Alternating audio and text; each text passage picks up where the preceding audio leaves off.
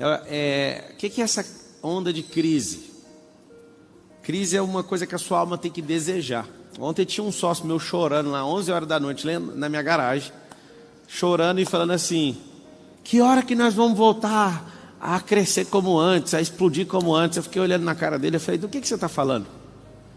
Aí ele falou: não faz sentido, a gente foi o povo que mais cresceu nesses últimos 4 anos, por que a gente não volta? Eu falei: você está transferindo crise sua para mim, eu não estou cobrando crescimento seu. Eu nunca cresci tanto na minha vida, só porque eu não apareço nos stories. E ele é um dos sócios mais próximos. Só que ele começou a gerar uma crise na cabeça dele. Eu falei: eu não estou te cobrando, você está me cobrando e tem alguma coisa errada com você. Aí eu falei para ele: você está querendo gerar uma crise, mas colocar eu dentro da crise, essa crise é sua. E aí eu falei para ele: bom você voltar para sua casa, repensar o que você está falando e gerar essa crise para você, porque nem eu estou gerando. Pablo, por que acontece isso? As pessoas, elas têm a necessidade de serem cobradas. Quando você não é autogerenciável, o que você vai fazer? Você vai ficar criando caos na vida dos outros para as outras pessoas te cobrarem. E eu não jogo esse jogo mais. Aí a gente foi discutir sobre os projetos dele, que faz parte do nosso ecossistema, e eu percebi que ele não foca nas coisas dele querendo me cobrar. Só que um dos maiores segredos que eu posso contar para vocês sobre crescimento não se cobre.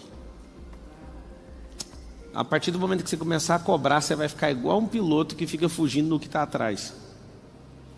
Você vai ficar preocupado com quem está atrás e vai perder o foco na frente, naquilo que você precisa fazer. Outra coisa, entenda sobre ciclos, porque quando você entende ciclos, você vai saber que tem um ciclo que chama desfrute, que você vai ter que desacelerar. Eu confesso que eu não queria que isso existisse. Só que quando você entende cada ciclo, você dá tudo que você tem, vai mais rápido. Alguém falou: cara, por que tudo que você põe a mão funciona? Eu falo: em que área que você está perguntando? Na empresa. Eu falo: porque esse ano aqui é o da oportunidade na empresa. No nosso grupo empresarial, a empresa mais antiga, 21, tem 4 anos e estamos na oportunidade. A empresa mais antiga minha tem 4 anos. Aí alguém fala: meu Deus, agora imagina, próximo ano, perseverança. Próximo ano, depois desse, exponencial, nem chegamos ainda. Só que o meu pessoal foi exponencial até dia 18 de abril desse ano. Aí eu falei para ele: calma, amigo, eu não vou fazer doideira nesses próximos meses até chegar 17 de abril de novo. Porque eu respeito meus ciclos. Eles funcionam, eu meço o seu, meço dos outros, meço o meu e ele é real. Ano passado foi assustador, e tanto de coisa que você nem quer e explode. Aí você fala: por que isso acontece? Várias religiões, cada uma põe um nome num negócio desse. Eu falo: são os ciclos. E aí o que é uma crise mentirosa? É quando você quer forçar um ciclo que não existe. Então existe crise o tempo inteiro? Sim, desde o Éden. Desde o Éden estamos em crise, não vai acabar. O último episódio da crise vai ser o tribunal do trono branco, quando o Senhor Deus falar: passa todo mundo aqui no mar de fogo. Lá vai ser a pior crise, depois daquilo não vai ter mais crise. Aí você fala: e até lá, o que eu faço? Administre, crie e cancele crises que não fazem sentido. Tem crise que não faz sentido, principalmente a dos outros.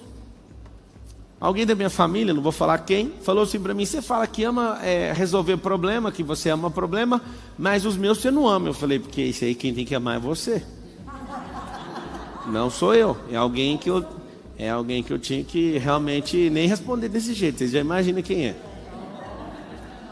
E eu falei: agora, eu já ia falar, se a Vossa Senhoria quisesse que eu resolvesse esse problema seu, você estava abrindo mão da sua própria vida. Você que tem que resolver. Você quer ajuda? Quero. Então faz isso e isso. Não, mas não é tão simples assim. Então esquece o que eu falei. Faz do jeito difícil. O que você tem que perceber? A gente vai estar sempre em crise. Ou na crise dos outros, ou na nossa. Eu vou te falar: é muito mais barato viver na sua própria crise. Muito mais barato. Porque você sabe até onde ela vai, você sabe o que você está fazendo. E quando você instaura a crise, não tem cobrança, mas tem pressão. Eu estava agorinha treinando de kart. Aí começou a chover.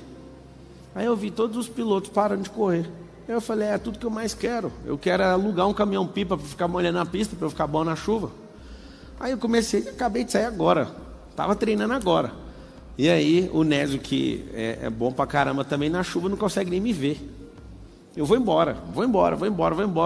E aí eu paro, falo, vem, encosta aqui para você aprender. Não é do jeito que todo mundo faz, tem que fazer outro traçado. Aí eu descobri que tem 3 pistas dentro de uma pista por causa da chuva. A crise fez, eu vou falar, o cara tá bem aqui no camarim, mas não tô nem aí para ele. O Marcos Vilela parar de correr, aí dizendo ele que correu depois que eu fui embora. Faz todo mundo parar porque vira um sabão a pista. Virou uma crise. Só que eu vou te falar, a crise não é a pista molhada, a crise é a sua cabeça ficar com medo de rodar na pista molhada. A crise é sobre você, é igual a matemática. A matemática não é o problema na real é você ter assistido muita malhação e não ter desenvolvido o raciocínio lógico. E aí você culpa a professora, você culpa o MEC, você pode culpar eles também. Só que, na verdade, o maior de todos os culpados é você, que você não quis desenvolver. Pablo, mas eu não tenho culpa. Talvez alguém te bloqueou também de aprendizado. Só que a culpa é sua, porque você tem que resolver. Ninguém vai resolver por você. Pablo, você não sabe o que meus pais fizeram comigo. A culpa também é sua. Aí você fala, mas foi eles que fizeram. Pois é, mas você já é adulto, era para você já ter resolvido. Se fosse o Miguel reclamando do pai, tudo bem. Mas você já é adulto, você tinha que resolver isso aí. Então, quando eu vejo todo mundo desesperado, é onde eu me alegro, que eu sei que todo mundo vai aumentar a tensão, vai ficar se cobrando, vai tirar o pé do acelerador, vai pisar demais no freio. E aí, essa pista molhada, ela me chama a atenção porque o Ayrton Senna, no cartódromo de São Paulo, ele tomou um baile e ficou em último lugar uma vez numa corrida. E aí depois ele ganhou um apelido de o Rei da Chuva. Por quê? O dia que ele perdeu, ele soube o que fazer com aquela energia. Ele falou para ele mesmo, nunca mais ninguém vai ganhar de mim na chuva. Lá em Interlagos, no dia da Mercedes-Benz, que a gente corre, na C300, eu vejo a tensão de todo mundo, vai chover, dá para ver assim, um medo na cara dos pilotos. E eu dando risada, e eu nunca tinha corrido na chuva. Eu fui correr na chuva, eu estava correndo praticamente o mesmo tempo da pista seca, eu não estava entendendo nada, do tanto que a minha cabeça estava viajando. Porque eu não vi crise naquilo. A tensão, a cobrança faz você olhar para as coisas e tirar o pé e ficar morrendo de medo. Ah, pandemia, na moral, vocês vão falar isso até que dia? Vocês parecem que esqueceram que teve influenza esses dias? Vocês parecem que esqueceram que tem um cavaleiro amarelo, que é o de doença lá em Apocalipse, que quando ele for solto, essas pandemias nem saem. Vocês vão ficar falando disso até que dia, para justificar a má gestão de vocês com as empresas? Vocês vão ficar falando disso até que dia para falar que você largou da sua esposa ou do seu marido por causa da pandemia? Na verdade, você não gostava dessa pessoa, aí teve que ficar muito tempo com ela e comprovou isso. Antes você estava fingindo. Quando alguém fala, eu quebrei na pandemia, eu falei, essa é a história que você conta para o seu pai e para sua mãe. Para mim, não. Porque pandemia é pista molhada. Era só mudar o traçado, caralho. Isso é coisa da sua cabeça. E sua mãe, que é mais bobo que você, porque deve ser isso, né? Que ela te instruiu. E você deve ser um bobo e ela deve ser um pouco mais bobo que você. Você melhorou um pouco. Mas ninguém acredita nessa história sua. Eu sei que alguns de vocês estão aqui com raiva agora. Mas a minha empresa quebrou por causa da pandemia. Não, é porque molhou a pista e você parou de correr. As pessoas não iam mais na sua empresa, você tinha que usar a internet para chamar a atenção delas. É só isso, era mudar o traçado. Então tem as 3 coisas que você vai notar nessa crise. Tem uma coisa que é absoluta. É pressão. Quem põe pressão em você? Eu tenho certeza que vários, talvez 99% de vocês. Existem pessoas que chegam perto, você gagueja. Eu também já fui assim. Você fica bobo, você não consegue nem conversar. Hoje eu parei num lugar, aí alguém falou, eu sou o PLD. Aí eu falei, nossa, que massa. Aí você fez o MVP, o cara não estava com nem de conversar comigo. Aí eu falei, amigo, você não fez o MVP. Você vai ficar nervoso é por causa disso, né? Aí não, é porque é você. Eu falei, você assistiu a aula de bater seu crânio e o meu no meio fio, para você saber que nós somos igualzinho? Ele, não assisti essa aula não. Eu falei, então você é PLD mesmo, certeza? Não fez o MVP e está nervoso da minha frente. Você sabe o que é isso? Você vai ficar nervoso na frente dos outros quando a pressão que você deveria ter exercido sobre você não for o suficiente. Na hora que você parar na frente de alguém muito importante na sua cabeça, te chamar tanta atenção que você vai tremer. Eu sei que alguns de vocês são assim, eu já fui. Aí eu comecei a perceber, eu preciso pôr pressão em mim. E quando eu comecei a pôr pressão em mim, Pablo, como é que são essas pressões? Decisões que você vai tomando. Decisões de renúncia, decisões de over delivery, que é entregar mais do que precisa. São decisões que vai elevando a pressão. Se o seu personal trainer falar, faz 15, e ele olhar para a cara dele vai dizer para você se você tem que fazer over delivery ou não. Aí ele fala, vai, só mais um, tipo com dó. Aí você entrega 2 ou 3 a mais e fala para o seu corpo, toda vez que eu sentir que eu estou sendo desprezado para alguém que está me instruindo, você vai pagar caro. O que eu quero que você entenda é o seguinte, a pressão não pode vir de fora, tem que vir de dentro. A pressão só vai vir de fora quando o lado de dentro for fraco. Então você tem que acordar todo dia, acorda a hora que você quiser. Um monte de gente fala, a hora do sucesso é às 4 da manhã, às 4h59 da manhã. Eu confesso para vocês uma coisa, não muda nada na sua vida. Porque se for para você ficar com a mesma energia acordando cedo, você só vai ficar com sono durante o dia e acabou. Agora, se você for entender de frequência, acordar cedo é pôr pressão. Como que põe pressão acordando cedo? Você acorda cedo, você tem que dormir mais cedo, já começou a pressão. Não dá para você acordar mais cedo dormindo tarde. Então você acorda mais cedo, você puxa pressão. Aí acordou mais cedo, vai fazer o quê? Nada, aí a pressão diminui. Aí eu falo para você, vai tomar banho na água fria. Aí a pessoa fala, Deus me livre. Isso é pressão, não é eu que estou colocando. Eu falo para você, vai você fazer. Alguém perguntou para mim, quando que a gente para de tomar banho na água fria? Quando você bater R$1 bilhão, você para. Nem riu, porque você não acredita que você vai bater. E você nem quer tomar, e tá bom, vamos ficar do jeito que tá ótimo. Coloque pressão de tal forma que aquilo vai virar engraçado na sua vida. Só que é você que tem que colocar. Quando você não gosta de trabalhar numa coisa e alguém força você a fazer aquilo, alguém está pondo pressão em você. Por que você não põe pressão e põe para fuder logo esse negócio? Você nasceu para fazer aquilo, você precisa aprender mais alguma coisa com aquilo? Não, é porque eu tenho que pagar minhas contas. Amigo, deixa eu te contar um segredo. É melhor você se pressionar e ficar uns 3 meses com as contas tudo atrasado do que ficar 30 anos fazendo uma coisa que você não foi chamado. Ficou 30 anos o cidadão pagando as contas dele tudo em dia. Só que ele fez aquilo que não era para fazer. É como se você tivesse que sair daqui para Goiânia de carro, e era isso que você tinha que fazer. Só que aí você resolveu ir lá para o Egito. Aí você fala, mas eu rodei muito mais que você. Pois é, você rodou na sua vida, porque não era para você ir para lá, era só para você pegar essa estrada aqui de 926 quilômetros. Só que parece que você quer fazer o mais difícil. Então essa pressão ela é simples, é você que abre isso. Quando o motor não tem pressão, o carro não corre. Nessa semana eu coloquei um combustível no carro, naquele vermelho, e aí na rodovia estava eu e o Marcos, eu fui, aí ele cortou e ficou andando só até 120 km por hora, eu não entendi nada. Aí acusou, está com problema. Alguém até me falou, nossa, ele parou, ele cortou em 120 km por hora, ele cortou, pois é o limite de velocidade. Eu falei, então está tudo certo. Só que você sabe que tem um potencial lá de fazer 3 vezes mais velocidade que aquilo. Então é agonizante quando você tem uma potência gigantesca e ela é cortada. A pressão vem de dentro. Então quando a turbina não gera pressão, o carro não dá tração. Não dá força. Pablo, eu não tenho força, eu sou procrastinador. Quem aqui humildemente reconhece assim, ó, eu sou um procrastinador profissional? Levanta a mão. Então, eu estava. O que é a procrastinação? É muito simples. A procrastinação é você trocar uma coisa de longo prazo ou eterna por recompensa imediata. Então você pega e fala, vou trocar isso aqui por uma recompensa imediata. Cara, é muito boa a recompensa imediata, porque você já acessa agora, só que ela é pequena demais. E não precisa de pressão para ter uma recompensa imediata, precisa só ser um idiota.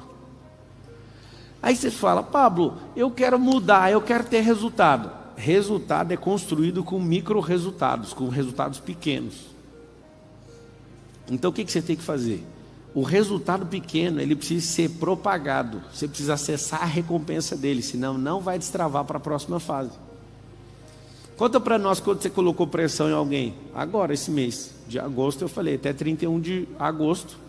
Todo mundo que foi executivo aqui, que não tiver seu livro lançado, está fora do negócio. Aí uns começaram a gritar, não tem como, não vai dar, não sei o quê. Eu falei, eu não estou nem aí. Enquanto vocês vão lançar um livro, eu vou lançar 4, para vocês entenderem o que é pressão. Aí nesse auditório aqui, às 19 horas do dia 31 de agosto, estava aqui, os 25 livros sendo lançados. Tudo com capa, a família de todo mundo aqui, ninguém acreditando. Nossa, essa pessoa que nunca fez nada, lançou um livro e né, Elis? 27 livros. E aí tava os familiares tudinho assim, mas o que esse papo fez com essas pessoas? O meu foi 6? 4 só meu, e um meu com a Carol e outro meu com o Marcos Paulo. Quando você for ler o livro meu e do Marcos Paulo, foi eu que escrevi sozinho. Eu coloquei o nome dele, porque ele fica louco, dizendo ele que foi ele que escreveu mais. É o seguinte, você vai ver lá de quem que é a linguagem, aí você tira suas conclusões. Onde tiver o Tais Mania falando é ele. Vai ficar louco. Pablo, por que você faz até essas piadas? Chama pressão. Se você não põe em você, eu vou colocar. A pressão é uma coisa muito boa. Sabe o feijão? Alguém aqui já comeu feijão sem levar ele na panela de pressão? Já comeu? Já tá passando fome, hein, para comer o feijão sem passar na panela de pressão. Engraçado é que a pressão, se você pressionar a água, ela fala, não me pressiona, senão eu vou evaporar. Engraçado é que se você pôr pressão no ar, vira água. Olha que louco, se você for pôr pressão no ar, vai aparecer água, vai virar água. Se você pôr pressão na água, vai virar vapor. Se você pôr pressão no ovo que é mole, vai ficar duro. Se você pôr pressão na batata que é dura, vai ficar mole. Que doideira é essa? A pressão, você vai anotar o código, gera transformação. Depois que transforma aquilo ali, acabou, fechou aquela fase. Pablo, por que eu não fui transformado? Por que eu não fui para a próxima fase? Você não pôs pressão. Pablo, então por que eu me sinto pressionado? Porque a pressão dos outros é para você viver na fase deles, não para você avançar na sua fase. E aí você vai entender o que é pressão. Pablo, conta várias pressões. Toda vez que eu dominava uma área na Brasil Telecom, na Oi, lá quase 8 anos, eu falava, eu quero ir para outra área. As pessoas falavam, você é burro, está na melhor fase da sua vida. A Carol está lá todo dia perguntando, a gente vai ter 5 filhos? Aí eu falo, não, absolutamente não. Deus me livre de 5 filhos. E eu fico assim, né? Pablo, por que você está fazendo isso? Pensa uma mãe dedicada que fica o dia inteiro em livre demanda dando mamar para essa mulher. Inclusive não gostei daquele vestido, está muito curto, viu, cara? Mostrando a fralda da minha filha. Eu quero vestido de assembleiana. O que acontece? Pensa na pressão que a Carol está sofrendo. Não é fácil você ficar o dia inteiro em volta de uma pessoa, dando mamar, e a pessoa agora descobriu que ela não dorme mais, ela não quer dormir. Ela quer ficar acordada com aquele olhão de jabuticaba, com aquela cara de Pablo. E aí a Carol fala, você podia tanto ajudar, e eu falo, ajudo, eu vou ficar quietinho, eu não vou fazer nada para não atrapalhar vocês duas. E aí o que acontece? A própria Carol já está lascada nesses próximos 90 dias, que é mais ou menos nesse período aí pela experiência. E ela está querendo saber de outro filho. Faz sentido um negócio desse? Então coloca assim, ó, a pressão também tem fase. Não precisa pressionar tudo de uma vez, vai quebrar.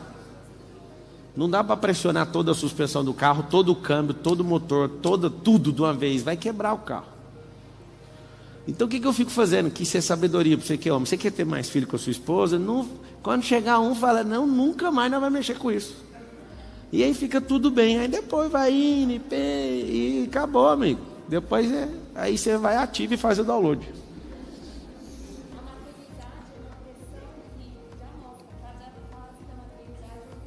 Sim. Sei. Tudo tem pressão. Só que quando você não cria as suas, vai ver a dos outros. Pablo, o que eu faço depois de sair de hoje, depois de assistir essa live aqui, que eu nem apertei o like, porque eu não sei o que é o like. O like é um botão assim, ó. Aperta aí que é pressão que você põe no YouTube, e o YouTube tem que trabalhar para mim e para você, para chegar em outras pessoas, que no caso foi eu pedindo há 10 lives atrás, para você chegar bem aí, caso você não saiba. Às vezes você fala, não vou apertar. Eu te entendo, amigo. Você também não devia ter sido encontrado. Quando você aperta o like, você põe pressão no YouTube. E você que está aí sem fazer nada, que só tem 14, põe pressão no dislike, que é esse botão assim, ó. Pablo, por quê? Porque o YouTube entende, se tem muito like e dislike, chama mais atenção e vai atrair mais gente para assistir. Olha lá, subiu para 15, 16, é isso que você tem que fazer. Você não pode ser morno, você tem que apertar ou positivo ou negativo. O negativo mostra que você não está aprendendo nada, o positivo que você está aprendendo alguma coisa. Pegaram o código aí? Então o que acontece? Paga o garçom pelo menos. Aí, ó, já tem 18 dislike. Vai subir 1000 like. Vai apertando aí. Deixa eu ver. Pablo, conta pra mim uma grande pressão que você pôs na sua cabeça. Acho que a primeira grande pressão que eu senti mesmo foi falar que eu ia fazer uma faculdade e não tinha nenhum real. Absolutamente nenhum real. Eu ganhava R$240 e eu lembro que eu peguei o olerite de R$240 e eu gastei ele inteiro na lanchonete do lugar onde eu trabalhava. A minha mãe falou, você é um miserável. Você trabalhou o mês inteiro para pagar lanchonete? Exatamente, eu não peguei nenhum real. Eu falei, mãe, a coxinha tem catupiry, não teve como. A minha mãe, não faz sentido, e não sei o que. Eu falei, mano, o que eu vou fazer da minha vida? A primeira pressão é ganhando isso, imagina, ganhando isso. Na verdade não é, eu tinha 16 anos, eu entrei na faculdade com 18. Com 18, eu estava ganhando outra coisa, que era R$800, eu desmontava e montava computador. E aí eu dava dinheiro para minha mãe, logo não sobrava nada, que era eu, minha mãe e minha irmã. E eu só queria fazer a faculdade. Sabe o que acontecia? Eu não tinha o dinheiro. E aí eu fui lá sem dinheiro e falei, vou entrar nessa faculdade. Enquanto eu coloquei meu nome lá, que eu passei no super vestibular da Universidade Paulista. Né? Eu não consegui passar na Federal, graças a Deus. Oh, Jesus, obrigado. Eu zerei biologia, não sei explicar como. E aí o que aconteceu? Eu fiz a inscrição. Era exatamente o valor da inscrição mais o meu vale transporte, que eu estava acabando de descobrir porque eu ia entrar na Brasil Telecom no mesmo dia. Eu decidi, eu vou entrar nisso. Eu liguei, pai, o senhor pode pagar? Não. Alguém pode ajudar? Não. E todo o dinheiro era comprometido para comer, para bancar a minha casa lá. E aí eu falei para minha mãe, olha, eu vou fazer essa faculdade. Minha mãe, não faz isso não sei o quê. Eu falei, não quero saber. Foi ali a primeira pressão. Quando eu decidi fazer, eu estava saindo da faculdade com o papel na mão para pegar o boleto e pagar. Eu não tinha nenhum real. Eu olhei para o outro lado da rua, vi um monte de gente. Aí eu atravessei a rua, a BR-153, pulei o guarda-reis, cheguei e falei, o que vocês estão fazendo aí? Ah, vai ter processo seletivo para ser atendente de call center. Aí eu falei, como é que vocês colocaram o nome aí? Ah, eles ligaram. Eu falei mesmo. E dei uma volta, fiquei assuntando. Aí vi um cara, meu nome tá aí, não tá não sei o que. Eu falei, meu nome também tá aí não, coloca aí. Aí o cara colocou meu nome, me chamou. Eu fui para a sala, estou fazendo uma prova, a senhora abre a porta e fala, alguém aqui quer fazer teste por Helpdesk? Eu falei, Helpdesk ganha mais que essa sala aqui? Anota assim, fazer perguntas aumenta a pressão. Você vai descobrir coisas novas. Ela falou, ganha. Eu falei, eu vou.